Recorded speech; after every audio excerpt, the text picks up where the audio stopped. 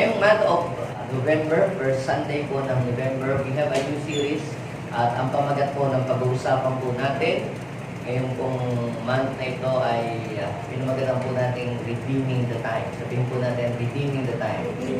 Okay, samahan po ninyo ako sa pagbabasa ng scriptures at pakikita po natin yan sa Ephesians chapter 5 verse 15 hanggang verse 17. Okay, basahin natin sabay-sabay. 1, 2, 3, go!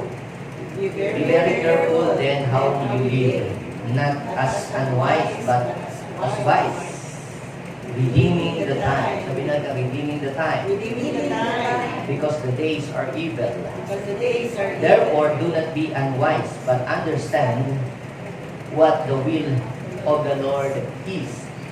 Okay, so ito pong binasa ko po sa inyong mga pangungusap ito ay salita ng Diyos na ibinahagi po ni Apostol Pablo sa mga taga-Efesos.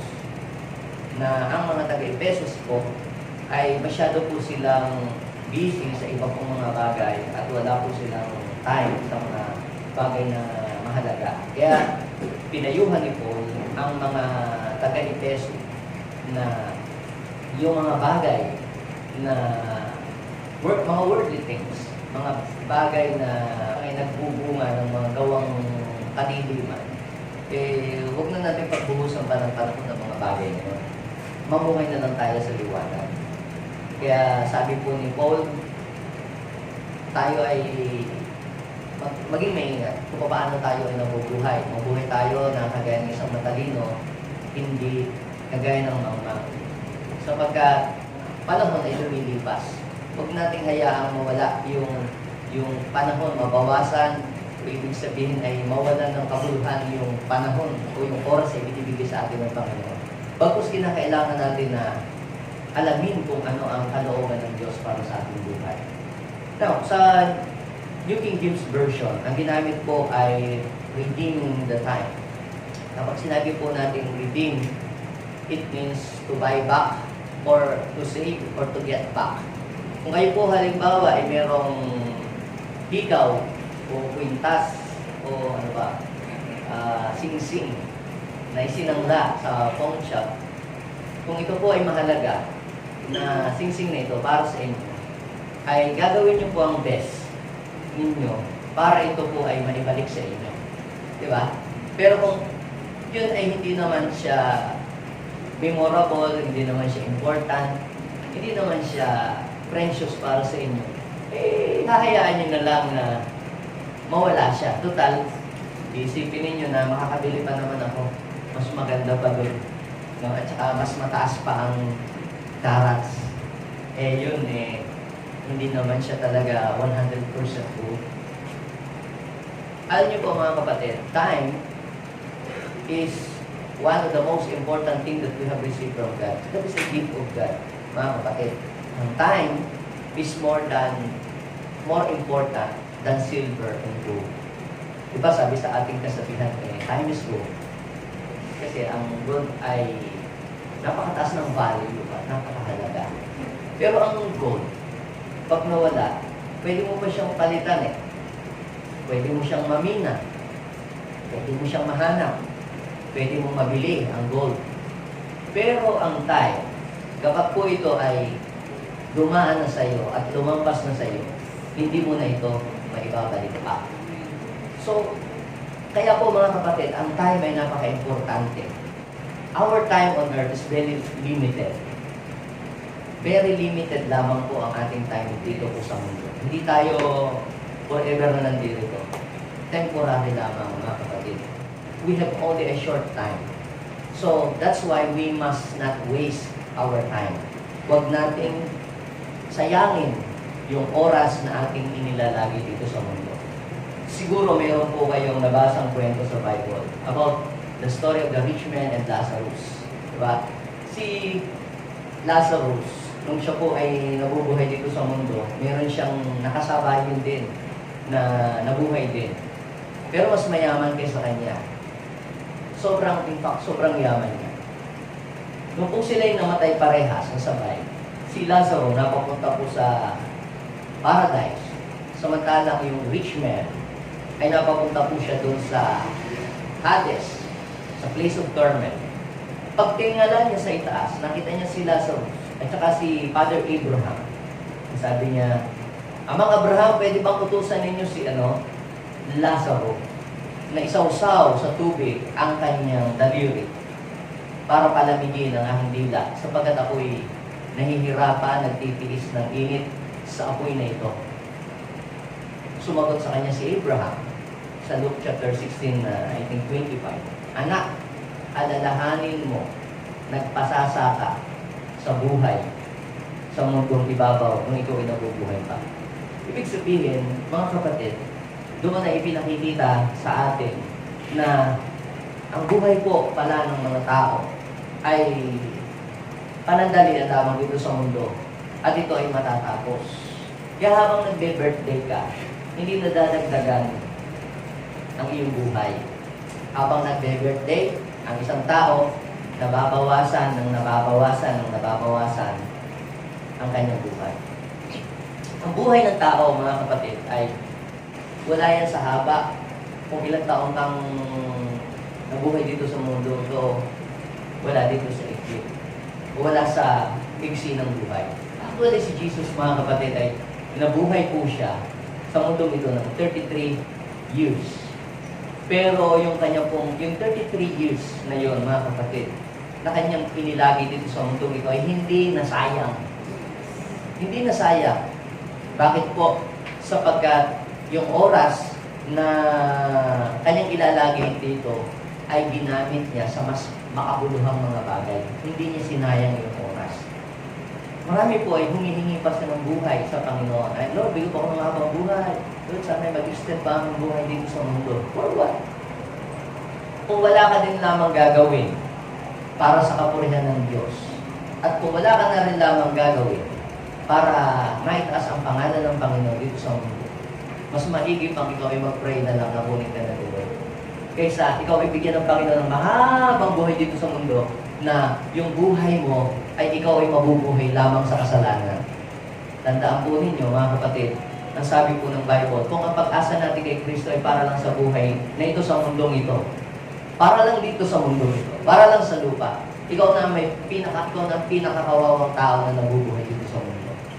Now, ang time, mga kapatid, na ibinigay po sa atin ng Diyos ay iba-iba. At sa time na ibinigay sa atin ng Diyos, ay meron po yung kalakip na misyon tayo dito sa mundo. Hindi para sa buhay. Merong 40 lang, merong 50 lang ang buhay, merong ang buhay ng tao ay sobra namang tagal. Pinag-pray muna na sana kunin ng Lord. Bakit ba? Hindi ba mawala-wala ang buhay? Ang haba ng buhay, may sa pusa yata itong tao ito, bakit hindi pa mamatay na tayo? So, hindi natin alam kung ano yung dahilan ni Lord. Basta, ang importante, mga kapatid, kung bawat araw at bawat oras na inilalagay mo dito sa mundo ito, ay yung oras na ibinibigay sa iyo ng Diyos, ay pahalagahan mo yan. Sabihin mo sa iyong katabi, value your time. Pahalagahan mo yung oras. Bakit? Sapagkat yan pong oras na yan, mga kapatid, ay pagka lumipas na, ay hindi na po yan bumabalik at hindi na napapalitan. Hanggang sa aalalahanin mo lang yung mga nakalipas na mga bagay. Yung time, para saan? Time for your children. Kung ikaw ay merong anak, ay i-value mo yan. Yung mga may anak na maliliit, i-enjoy nyo na po yung inyong time na kayo ay may batang maliit.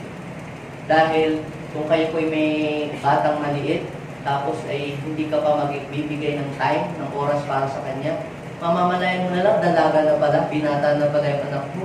Anong mangyari? Hindi mo man lang para nahag, hindi mo lang naakap. Sayang, Lalo na kung mahabang panahon kang nagtrabaho sa ibang mga bansa, yung time na para iyong spend sa iyong mga anak ay nawala na yun. At hindi na yon, may babalik pa. Kakanta ka na lang na, kung maibabalik lang, ay wala yan. Hindi mo na maibabalik. Kaya, habang may panahon pa, lalo na yung sa inyo pong parents, habang buhay pang iyong parents, akapin mo, embrace mo, sabihin mo, mahal mo siya, magpasalamat ka. Bakit? Sapagkat hindi habang panahon sila'y nariyan. Diba? Yung iba, walang time sa parent, hindi binibisita, hindi man lamang pinupuntahan nung magkaroon na ng trabaho, hindi man dinadalaw, hindi man lamang pinapadalahan kahit na tatlong magkakaibigan. At nung mawala na dito sa mundo, matapos na ang oras ng magulang, saka pupunta sa sementeryo, buwang-buwan at magdadala ng bulaklak. Wala na po yun. Ibig sabihin ay hindi na yan mararamdaman. Siguro, pang-alis ng guiltiness ng tao, para maibsan yung guilt feelings. Pero wala na siya eh. Pakitang tao na lang siya at pangbuba ng iyong guiltiness. Pero yung time na yung dapat kapiling mo siya at dapat nararamdaman niya yung love o nararamdaman niya yung presence mo, hindi na maibabalik yun, mga kapatid. Maging din yung time sa iyong asawa. Diba? Ganun din. Kaya, ano po ang ibig sabihin nitong redeeming the time? Kapag sinabi po natin redeeming the time, mga kapatid, it means to get back. It means to buy back. It means to save para hindi yan masayang. Kinakailangan yung oras na ibinibigay sa atin ng Panginoon, ayun ay magamit natin sa napaka-importante at napakahalagang mga bagay. Now, Satan is trying to steal our time. Si Satanas po, gusto niyang kunin ang oras na bigay sa atin ng Panginoon. Marang hindi po natin namamalayan, pero inaagaw na ni Satanas ang mga oras natin. Noong araw, puso yung mga telesine sa TV, laging may drama yan. Pamula umaga hanggang bayang magiliw. Puno-puno yan ng mga program. Nung uso pa ang TV, sikat pa ang TV. Nung nauso ang telepono, uso na ang telepono, ang mga tao po halos nakababad lagi sa telepono. Maghapon, nasa telepono. Minsan natutulog na, may kaponpal. Kausap pa sa telepono. Nung nauso po ang text, ang Pilipinas ay naging text capital of the world. Pinaka-maraming taong gumagamit ng text messages. Lalo nung nauso ang social media, lalo na po mga kapatid na ang oras, lalo na nung mauso ang drama. Nako, imagine nyo mga kapatid, kung ang ating oras ay nauubos lamang doon, hindi mo na mapupulpil ang iyong misyon. Malalaman mo na lamang isang araw, ako pala'y tumatanda na. Malalaman mo na lamang isang araw, ako, kunti na lang palang buhay na itatagal ko dito sa mundo. Ang tanong ay, sa pagtagal mo ba sa mundo itong pamumuhay, ano ang nangyari? Napulfill mo ba yung mission na ipinapagawa sa iyo ng Lord? So, pag binasa niyo po, yung Ephesians chapter 5, verse 15 sa English Standard Version, yung redeeming the time ay ang katumbas po niyan na salita, it means to make every opportunity, make the best of every opportunity, or use the best of your time. To use the best of your time. So kapag sinabi natin redeeming the time, it means to make the best use of your time. Bakit? Because the days are evil. Pinipilit na ang iyong oras ay nakawin ni Satanas para hindi mo magawa yung iyong assignment habang ikaw ay naandito sa mundo. Now, pag-usapan natin mga kapatid, how to make use the best of our time. So, sulat niyo po ito. Number 1, you must use your time wisely. Sabihin mo siyang katabi, use your time wisely. Ang isa pong taong may karunungan ay alam niya kung paano niya gamitin ang kanyang oras ng tama. Pansinin ninyo yung word. Ephesians chapter 5 verse 15. Be very, very careful how you live, not as unwise. Sa ibang translation ay not as foolish. Kapag sinabi natin foolish or fool is available nationwide. in every department store, battery up not included.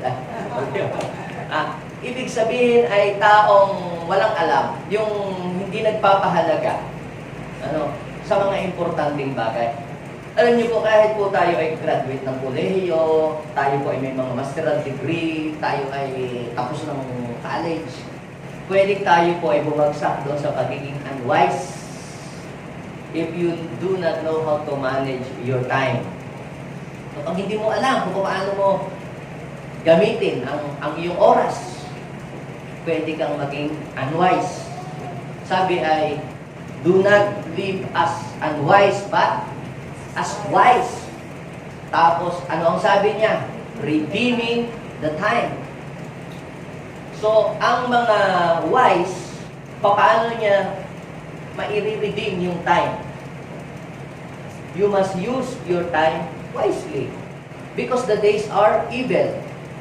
So, instead na kung ano-anong bagay ang pagpukulan mo ng pansin at kung ano-anong bagay ang pagbuhusan mo ng oras, why don't you spend your time in searching and seeking the will of God for your life? Alamin mo ang kalooban ng Diyos sa iyong buhay. Minsan kasi, kaya lalong tumatagal ang ating oras para makarating tayo sa ating destination, ay kung anong-anong bagay na ating iniimbento. Kung gusto mong mapadali ang oras sa pagdating mo sa iyong destination, the first thing that you must do is to seek the will of God for your life. Ang daming oras mo nang nasayang, ang daming mo ng oras na ginugol. Yung iba, papalit-palit ng, ako, papasok ko ng college. Puro lamang naman per semester. Papasok ng nursing, mamaya, magdadrop, hindi siguro nursing ako. Ano ako, siguro accountancy. Tapos pagdating na naman doon, hindi naman nagustuhan, drop na naman. Siguro HRM ako, HRM. Hanggang sa naging CPA, karera para maging asawa pa. Sayang ang oras, di ba? Kung nag-seek ka muna kay Lord, Lord, ano po ba ang kalooban mo para sa akin? Ilagay mo sa puso ko. Hindi yung nanggaya ka lang sa mga kaibigan mo. Lord, hayaan mo po na ako ay magkaroon ng wise decision kung ano talaga yung pupunin kong kurso. Lord, yun yung mag-agree sa aking heart. Yung nasa sa puso ko. Yun ang ilagay mo. Hindi lang sabi ng iba. Yung talagang tinitibok ng puso mo na gawin mo. Kaya, pag yun, nalaman mo kalooban ng Diyos, di mapapadali ang lahat. Wala nang masasayang na oras. Kasi talagang idadirect ka na ng Lord. Kita niyo po, minsan, tayo po nagkakagdaligaw-ligaw pagka hindi natin alam ang ating pupuntahan. Minsan ayaw nating magtanong. Di ba? So ano pong ibig kong sabihin, mga kapatid? Kapag nag-seek pala tayo ng will ng Lord para sa ating buhay, marami pong oras ang ating matitipid. Kapag kayong ginagawa natin ay tumpak at ayos. Pangalawa yung mapapansin niyo po yung pagsunod mo sa Panginoon. Yung susundin mo ang Panginoon.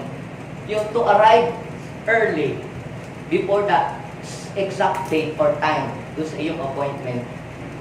Yan po is a demonstration ng pagiging matalino. Yung bago ka dumating sa lugar ng iyong appointment ay mas maaga kaysa doon sa tamang oras ng meeting or engagement, ay yan po ay sign ay kayo matalino. Imagine, ako po, ang uri ng aking work ay more on speaking engagement.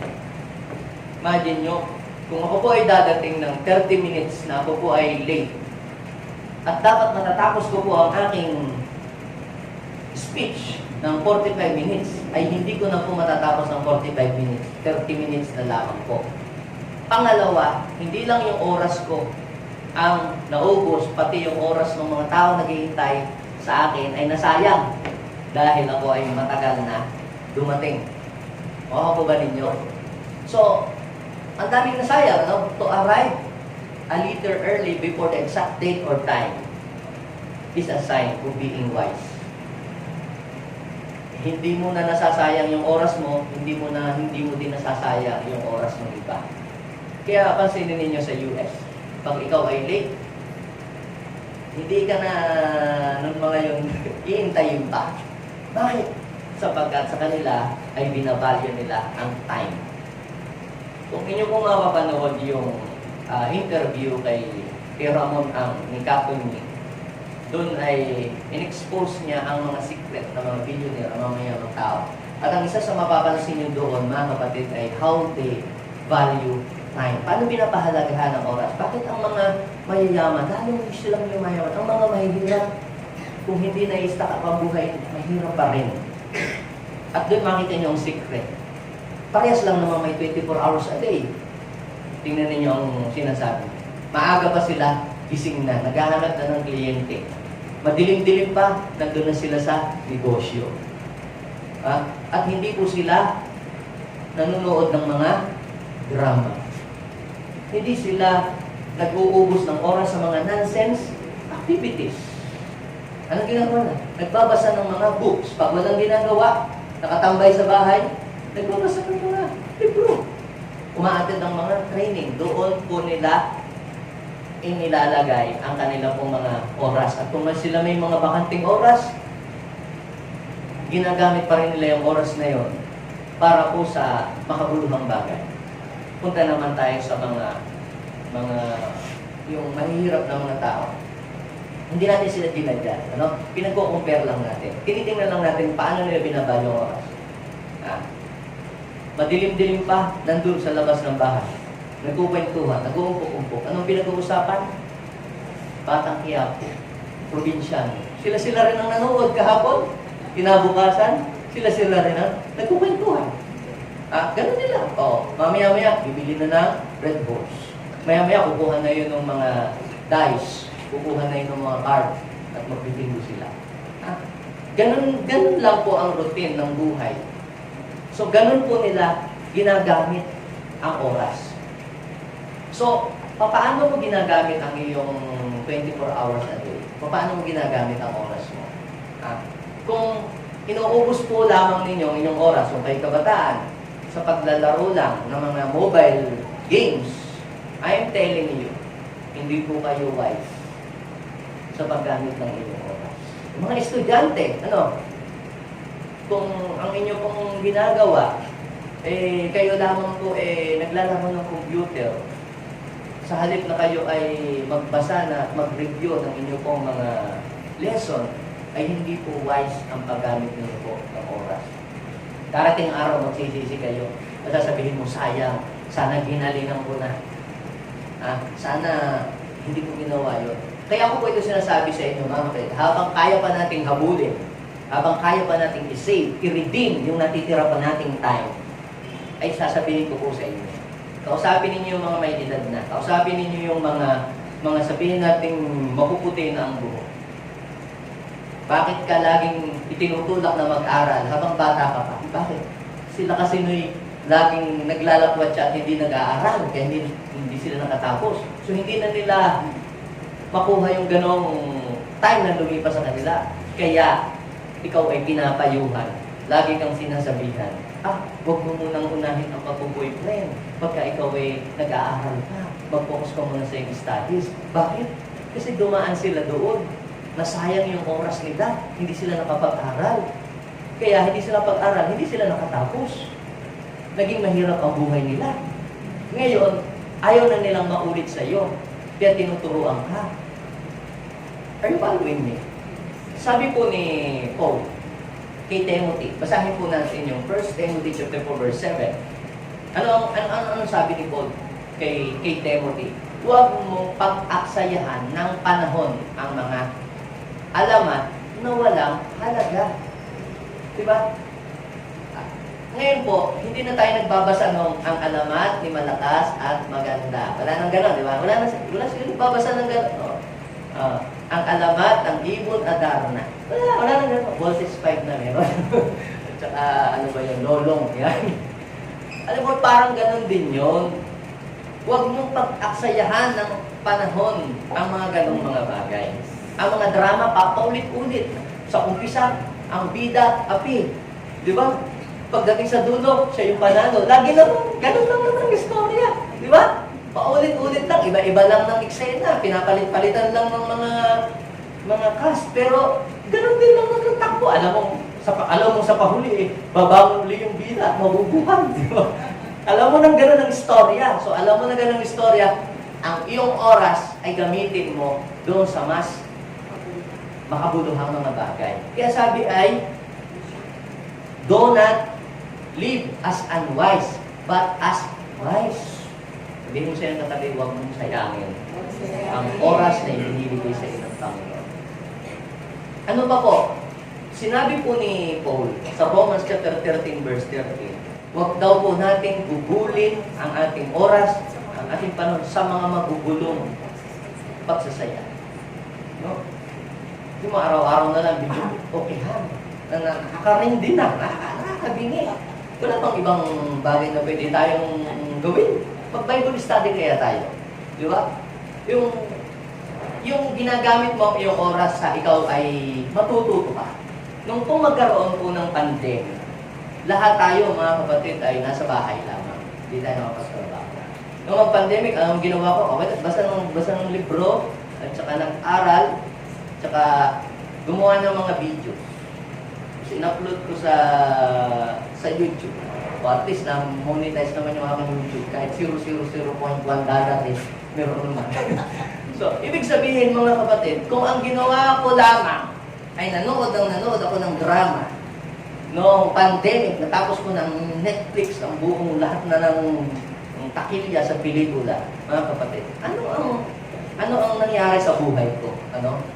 Baka ang buhay ko ay hindi mag-improve. Kung gusto mo ng improvement sa iyong buhay, you must use your time wisely. Instead na ikaw ay manood ng drama, magbasa ka na lang ng Bible. Tatalino pa ikaw. Tatatag ka pa. Instead na ikaw ay mag-scroll ng ganyan na Facebook. Di gumawa ka na ng sarili mong video. Reels, blank.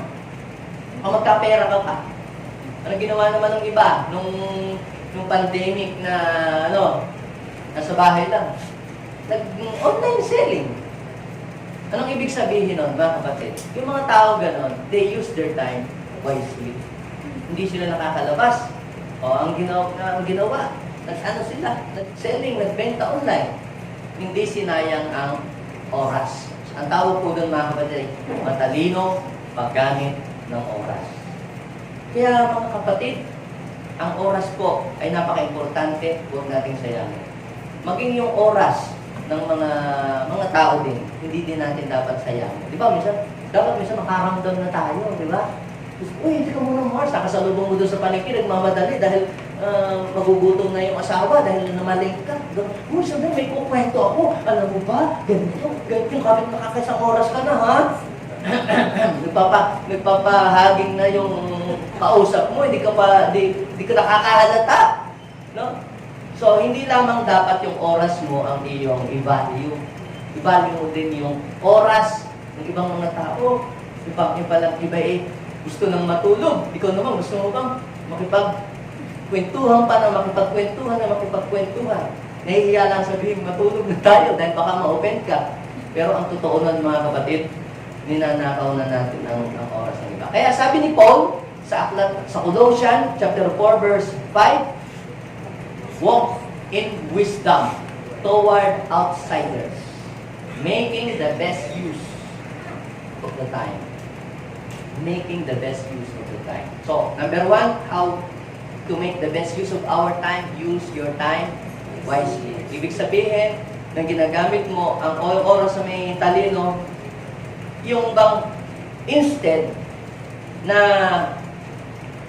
ikaw ay mag-ubos ng oras sa walang kwentang bagay, ay why don't na ikaw ay iubos mo yung iyong oras sa ikaw ay yung lalago ka, maguguro ka, at matututo ka, at madadagdagan ng iyong kaalaman, ang iyong knowledge. Now, pangalawa, ito, use your time properly. May mga Kristiyano hindi proper ang paggamit po ng kanilang mga oras. Kumbaga, hindi balance. Kapag hindi natin alam ang ating priority, hindi po natin magagamit ang ating oras properly. So if you don't know what is your priority, you cannot use your time properly. Pag hindi mo alam kung ano yung priority mo na dapat. So, bibigyan ko kayo ng idea. Ito ang guide para malaman natin ang maging priority natin so that we can use our time properly. Una, siyempre, sino ba ang number one priority natin dapat sa buhay natin? Si God. Yan ang ilalagay mo sa number one, ang Diyos. Dapat may time ka para sa Diyos. Diba? Sabi ni King Solomon, Ecclesiastes chapter 12, verse 1 hanggang 4, remember your Creator in the days of your youth. Bago dumating ang araw ng panahon na lubugang ka ng araw, bago dumating yung panahon na hindi mo madama ang tamis ng mabuhay, bago lumabo ang iyong mga mata. So, you must put God first. Yan ang number one priority. Yan ang number one list. Pangalawa, yung iyong pamilya. Yung iyong family. Diba sabi, love your parents. Children, obey your parents in the Lord. Hahaba ang iyong buhay. Talaga yan sa Ephesians chapter 6. Verse 1, 2, 3. Ano pang sunod? Kung kayo po ay working, siyempre, yung inyong work. Kung kayo may nag-aaral, yung inyong studies. So, una ay si God. Pangalawa ay pamilya mo. Sunod ay ang iyong studies. At ang pang-apat ay ang iyong ministry in the Lord. Yung iyong paglilingkod. Magkaiba po yung paglilingkod at saka magkaiba po yung personal na communication favor. No? Yung ikaw paglilingkod. At syempre naman, tayo naman bilang tao, meron din tayong time for pleasure. Saan mo din mag-relax? Lumangkap ng sariwang hangin, pumunta sa punuan at maglakad-lakad. Ulitin natin. Our first priority ay si God. Pangalawa ay family. Pangatlo ay ang iyong career. Your ministry in the Lord. At ang pang-lima, syempre, meron ka dapat pleasure. Ngayon, kung hindi mo alam yan, binaligtad mo. Baligtad din natin. Ano kaya kung ilagay ko sa number one ay pleasure? Pagka laging number one mo ay laging pleasure, dadalahin ka nito sa mas maraming pleasure hanggang sa maubos lang ang pera mo sa mga pleasure. Hanggang sa magkasala ka na dahil ang iyo laging sinisikay ang iyong more on pleasure. At dahil sa puro pleasure, napabayaan mo ng pamilya mo, napabayaan mo na ang iyong studies, ang iyong career, at hindi ka na din nag-serve kay Lord at lumayo ka na kay Lord. Mawalan ka ng appetite for God. Hindi din naman din pwedeng work. Yun ang iyong nasa top list. Tapos wala kang time sa iyong family. Anong nangyari? Because of that, marami pa rin pamilyang naghihiwalay. Mga anak, naging rebellious. So, dito natin makikita mga kapatid na hindi tama ang paggamit ng oras, pag-aalat ng time. Pero, kung ang Diyos ang iyong magiging priority number one, siya yung mag-aayos ng lahat Siya ang mag-aayos, tutulungan ka niya. Paano ayusin na magkaroon ka ng oras sa iyong pamilya, magkaroon ka ng oras para sa iyong trabaho. Mayroong mga Kristiyano, they don't know how to use their time properly. Pupunta sa opisina, pumunta sa opisina, magtatrabaho. Doon magbubukas ng Bible, doon magpe-pray. That is not proper. Bakit? Gumising ka ng madaling araw, mag-pray ka. Pagbasa ka ng Bible, mag-devotion, mag-quiet time. Pagpapasok po kayo sa opisina, kayo po ay pumapasok po doon para bayaran ang inyong 8 oras, hindi para po kayo mag-devotion at magbasa ng Bible. Am I right? Kaya yung iba na pupula, ano ba yung mga puna? Puro basa ng Bible. Nagtatrabaho, sasabihin mo, di po ba? Sabi po sa Biblia, seek ye first the kingdom of God. Tama. Tama naman yun, seek ye first the kingdom of God. Kaya dapat, bago ka bumaba sa inyong bahay, nakapag-pray ka na. Ay pang second, pang third na yun. Nakuha po ba ninyo? Kahit po tayo ay Kristiyano, hindi na mag-progress ang ating buhay. Kumulat. Bakit? Kasi hindi natin nagagamit ng ayos. Wala sa order. Sino po sa inyo dito ang isang oras kapag naliligo? Nag-i-spend kayo ng time 1 to 3 hours. Nalampasan nyo na si Banyo Queen. No? Imagine nyo, maliligo lang kayo, 1 o 2 oras, okay yung mag-swimming kayo. Pero yung daily routine, ang iyong oras na ibubuho sa pagliligo ay 1 oras, 2 oras, samantalang sa panalangin, 1 minuto. Do you think yan ay proper way? Properly? You are using your time properly? Oh? O kaya naman, mas matagal pa ang oras mo sa inuman. Kumpare, maghapon. Time kay misis sa anak, 1 minute. Oy, kunin mo ka lang. Ang gano'n lang. Wala kang time to talk to your children, to your wife. Pero mas maraming oras sa kumpare, sa kumare, kachikahan. You don't know how to use your time properly. Dapat, kung may mas marami kang oras na pag-uubusan ng panahon, ay ang pamilya mo muna. Di ba? Hindi naman sinasabing huwag ka nang makipag-usap sa mga kaibigan mo. Pero ang nakakalungkot, kaya maraming pamilya ay sira, wasak, hiwalay. Dahil mas marami pang oras na pakikipag-usap sa ibang mga tao, pakipagmaritisan, pero sa anak, sa asawa, sa pamilya, walang time na ibinibigay para mag-usap sila. Nakakalungkot, di ba? Time. Sabihin mo sa iyong katabi, value your time with your family. Kaya alam niyo po mga kapatid, kapag tayo po ay nakakakilala na sa Panginoon, dapat ay malaman din natin kung paano natin babalansihin ang ating oras. Yung iba naman, lagi namang nasa church. Iba din naman yun. Hinahanap ng magulang, nasa na? Ay, nasa church. Nasa church. Laging nasa church.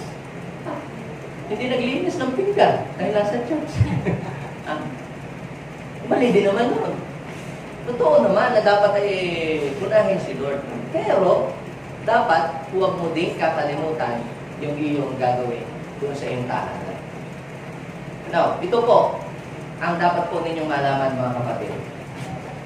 There is a proper time to work for living. Sabi po ni Jesus sa John chapter 9 verse 4, saan niyo po yun? We must work the works of Him who sent me while it is day. Night is coming when no one can work. Yun daw kung laging nag-o-overtime sa trabaho ay hindi din good sign na ikaw ay excellent worker. Yung laging nag-o-overtime, ibig sabihin, hindi mo natatapos sa tamang oras ang iyong gagawin. Kaya kailangan mo mag-extend. Baka mas matagal yung iyong pagsusupply, no? At break hour. Pero kung gagawin mo ito, matatapos mo ito ng tama lamang sa oras. So, pangalawa, there is a proper time to worship the Lord. May time ka sa work, yung iba na, puro work. Pati linggo, nagwo-work pa rin. Gabi, nagwo-work pa rin. So, dahil doon, wala nang time sa anak. Nakalimang boyfriend na pala, nagkaasawa. Hindi mo pala, may ako pala. Ha? Ano nangyari? Kasi puro work. Nakalimutan mo yung time. Hindi mo na-redeem yung time para sa iyong mga anak. Tingnan po ninyo. Sabi po ni Lord, sa Leviticus chapter 23, verse 3. Ano ang sabi niya? May 6 na araw kayo para magtrabaho. So si Lord po may sabi niya, 6 na araw ka lang mag-work. Yun ang design sa katawan mo. Para sa cellphone mo, ganito yan. Ilang oras mo lamang i-charge dapat ang iyong cellphone? Siguro kung fast charger, 1 hour. Subukan mong magdamag siyang naka-charge. Anong mangyayari? Pwedeng sumabog yung battery niya. Sapagkat ang design ng cellphone mo, hanggang dun lang siya. Hindi po pwedeng lalampas siya doon. Gayon din ang mga sasakyan.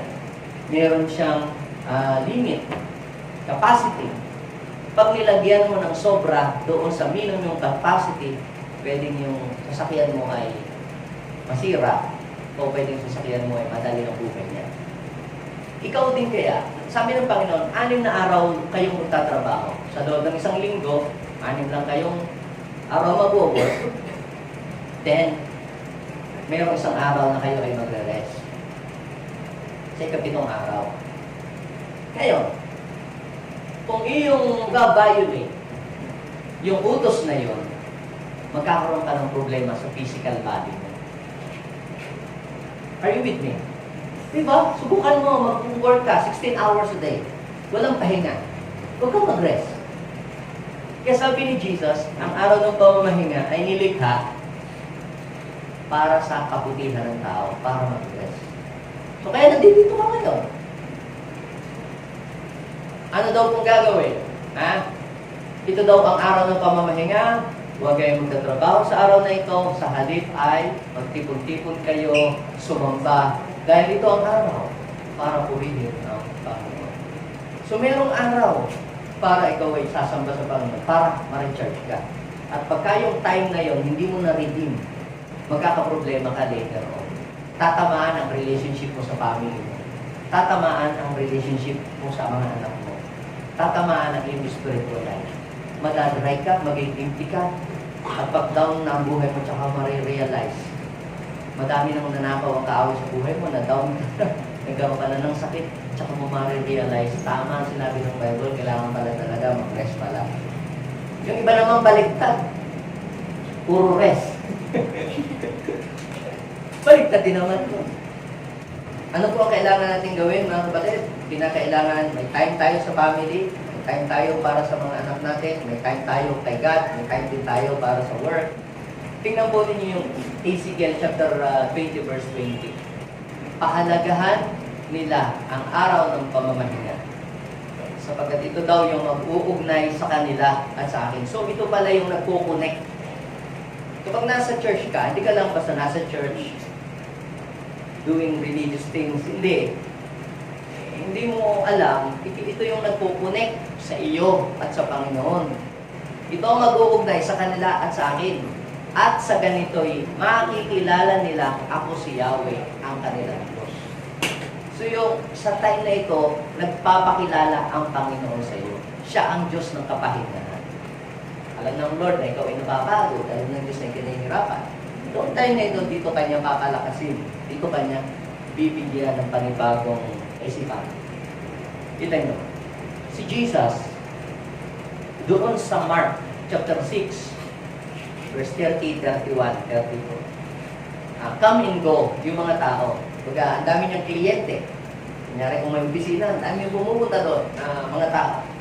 Halos hindi daw po sila, wala nang oras para kumain. Sa Mark chapter 6, verse 30, 31, 32. Wala nang time para kumain. Kaya daming tao. Kaya ang ginawa ng Panginoong Jesus sa mga alagad, let's move. Let's go to the solitary place and take some rest. Sabi ni Jesus sa kanyang mga alagad. Pumunta tayo sa isang ilang na lugar, makapagpahinga tayo doon ng konti. So ano pong ibig kong sabihin? Dito, ipinakita sa atin ng Panginoon that we must know how to use our time properly. May time ka din dapat na para magpahinga ka. Huwag namang sobrang pahinga. Hindi naman ang proper yun. No? May time ka din para matulog. Ha? Yung iba naman, hindi natutulog. Hindi proper. Yung iba naman, puro tulog naman. Hindi rin proper. Ang normal na design ng proper use ng time sa pagtulog ay 8 hours dapat matulog ka. Siyempre, pagka seniors ka na, medyo nababawasan na yan. Ano? Ang oras. Parang mahirapan ka na matulog. Yun nga ang problema eh. Kapag ikaw ay bata ka, pinatutulog ka ng nanay mo, ayaw mong matulog. Nung senior ka na, ngayon mo naintindihan. Gusto mong matulog.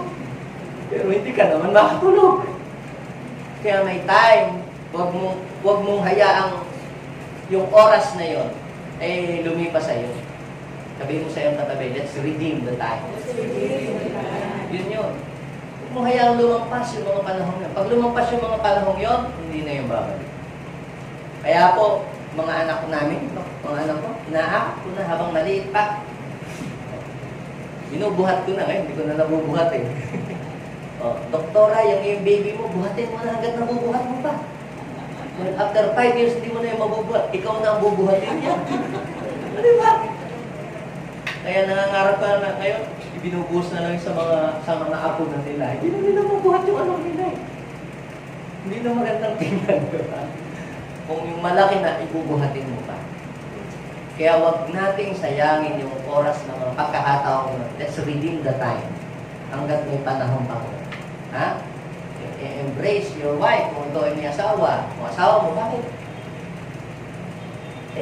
Redeem the time. So, mga estudyante, habang pinag-aaral pa ng mga magulang, may nagpapaaral, mag-aral mabuti. Hindi yung tambay-tambay ka, pabulak-bulak po, tapos kung time na gusto mo nang mag-aral, wala nang magpa-aral sa iyo. So, habang may panahon, alam niyo po, yung time na yung season na yun, lilipas lahat yun. Habang may nagsusuporta pa, take that opportunity. Yung sabi ng Bible, make the best of every opportunity. Habang may magpapaaral sa iyo, may nagsusuporta sa iyo, do it! Gawin mo yun. Huwag mong sayangin. Bakit pag lumampas yun, ihintayin mo. Kahit ipag-pray mo, hindi na nadating. Kasi nung dumating sa iyo, hindi mo pa tinake yung opportunity na kunin yun. Kahit yung work. So, mga kapatid, number 1, use your time wisely. Number 2, use your time properly. And number 3, use your time productive. Kumusta po ang ating maghapon araw-araw? Ito po ba ay maging mabunga? O nagiging mabunga nga lang tayo araw-araw? Maging mabunga. Pag sinabi mabunga, yung may nangyayari ba? Kung ikaw ay nasa sales, ikaw ba ay may nabebenta, kung ano mang ibinebenta mo araw-araw. Kung wala, hindi ka naging mabunga, di ba? Sa time mong yun, anong ginawa mo? Ganon. So, ano yung line ng iyong work? Ikaw ba ay nagiging mabunga o nagiging mabunga nga lang araw-araw? So, pag sinabi natin mabunga, ibig sabihin may nadadagdag sa iyo. Sa kaalaman mo, sa natutunan mo, o sa, kunyari, sa iyong achievement. Mayroong nadadagdag. Kung wala, lumipas ang mga araw, lumipas ang mga panahon. Sayang yung oras na dumaan. Hindi ka naging productive, hindi ka naging mabunga. Ngayon, tingnan po natin yung sinabi ng Panginoon sa Luke chapter 13, verse 31 and 32. Kung binasa niyo po yung takbo ng story dyan, mapapansin niyo po, si Lord, wala siyang idle time. Wala siyang oras na unproductive time. Lahat ng time ng Lord ay productive. Sabi po ng tauhan ng mga Pariseyo, itigil na niya, stop niya yung kanyang ginagawang pangaral kasi gusto siyang patayin ni Herodes. Pero si Jesus, hindi siya na-move. Kaya sabihin mo nga doon sa alamid na yon, papagaling ako, papalis akong demonyo ngayon, bukas ay ganun din. Kasi ikatlong araw, tatapusin ko ang aking ginagawa. So, ano kung mapapansin niyo dito? Jesus is the same, yesterday, today, and forever. So, kung ano yung sinimulan niya sa'yo, tatapusin niya yun. Alam niyo po yung may mga tao na, yung may pinapagawa ka, ay saka na lang muna. Marami pa namang oras. Hindi mo binavalue yung time at masasayang yung oras.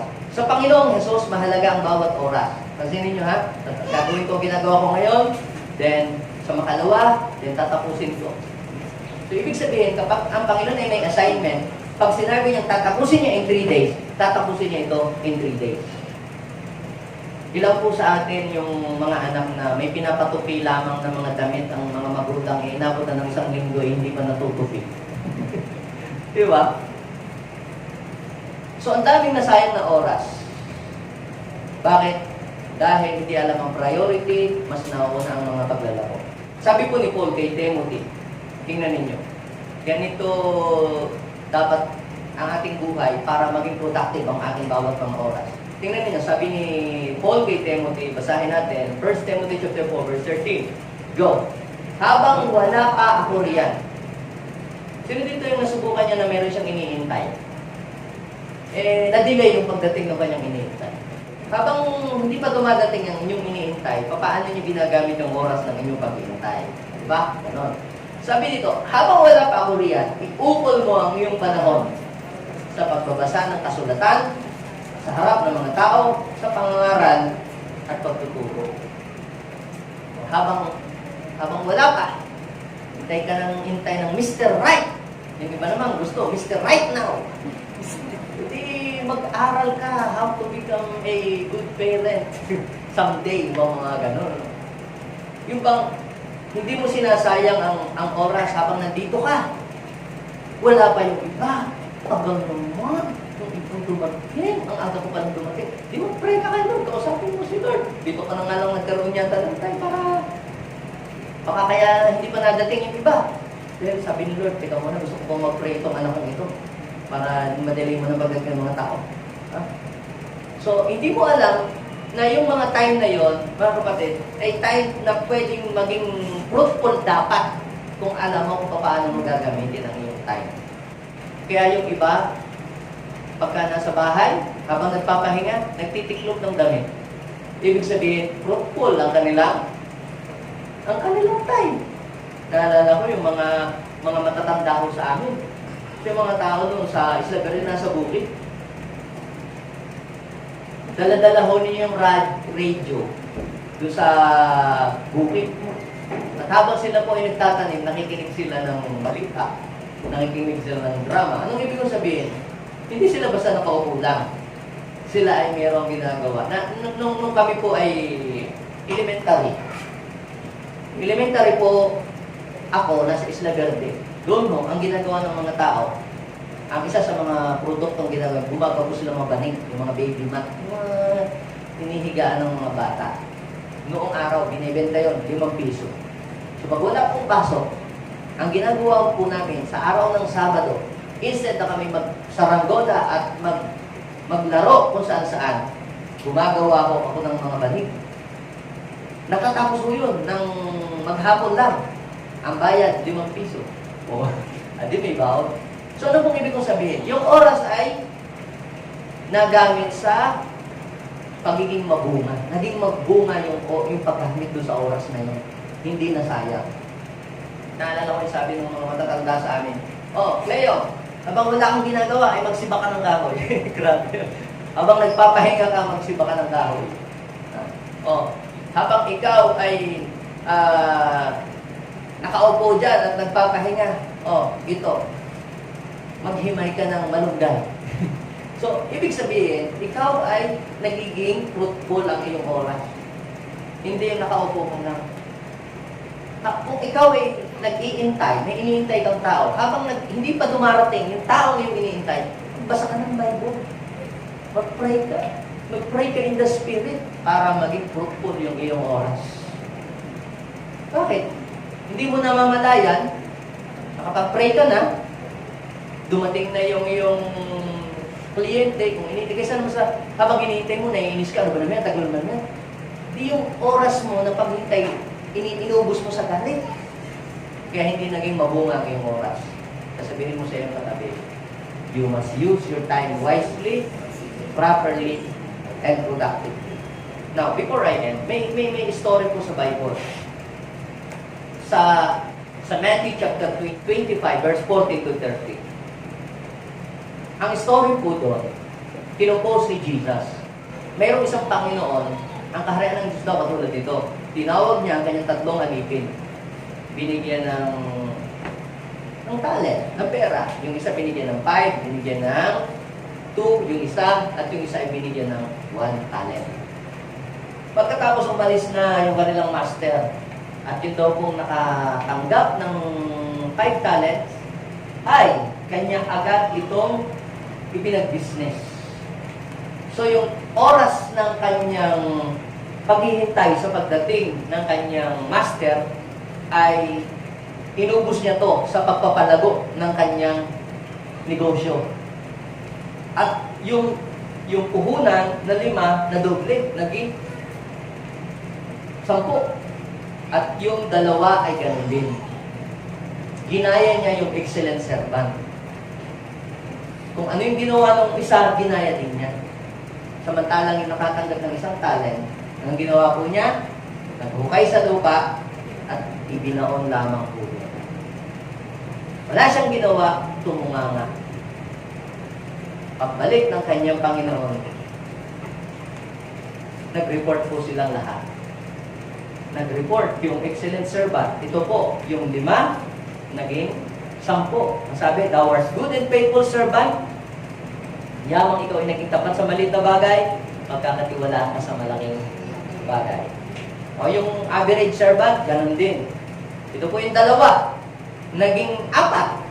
Sabi sa kanya ng Panginoon, thou art good and faithful servant. Mamamahala ka sa 4 na bayan.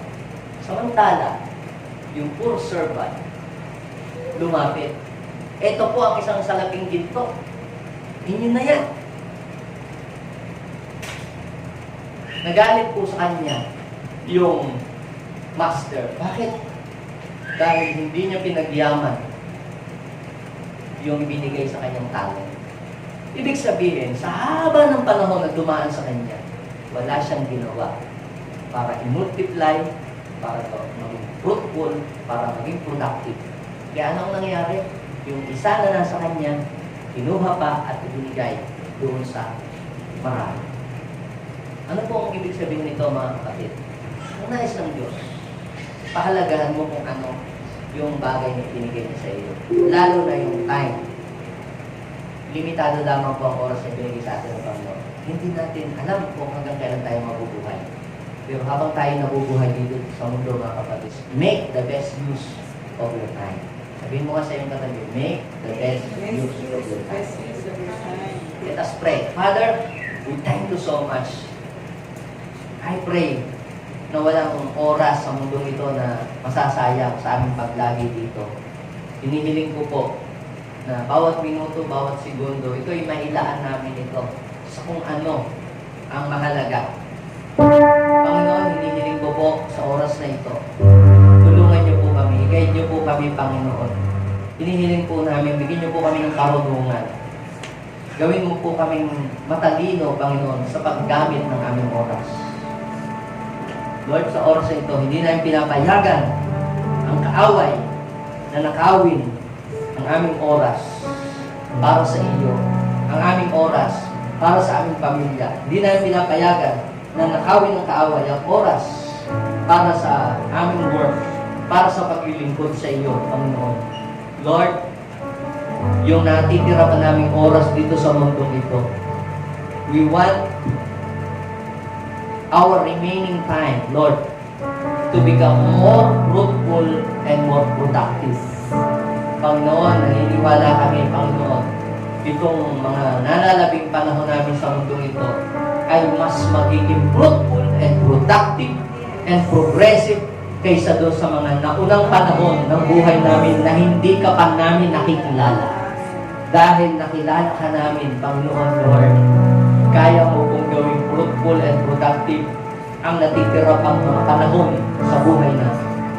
Lord, kaya mong doblehin, triplihin ang mga mangyayaring tagumpay at mga mangyayaring improvement and progress sa buhay namin. Dahil ikaw, Panginoon, ay aming inuuna. Dahil ikaw, Panginoon, ay binibigyan namin panahon at oras para sambahin ka. Lord, I pray, ang iyong mga anak na nandirito ngayon, i-bless mo po sila. Panginoon, magiging fruitful ang lahat ng kanilang gagawin. Sa bawat oras, Panginoon, na sila'y hakbang, pagpapalain niyo po ang kanilang mga trabaho, ang kanilang mga negosyo, ang lahat ng kanilang mga ginawang pagsiserve sa iyo, Panginoon. I declare open heaven sa kanilang buhay. Hinihiling ko sa oras na ito, Panginoon, na mangyari yung kalooban sa amin. Use us for your glory. In Jesus' name, Amen. Amen. Alabakan po natin